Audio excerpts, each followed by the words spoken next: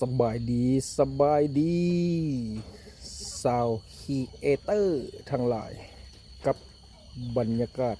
ยามเช้าที่แสนสดใสพามาชมแก้วมังกรสุกเลยเด้พี่น้องได้กินแล้วบาทนี่นี่หลายหน่วยแล้วได้สุกได้กินเลยเด้พี่น้องแก้วมังกรงามๆสวยๆมาแก้วมังกร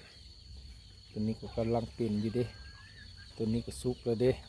ตัวนี้เอาไปกินแล้วพี่น้องเอ้ยเห็นจิตเอาไปกินแล้ว สุกหลายแล้วสุกหลายแล้วแก้วมังกรโอ้หวานแท้ได้พี่น้องหวานแท้ได้กินนี่แซ่บแซ่บสุดยอดเลยพี่น้องเอ้ยแก้วมังกรปลูกเองกับมือ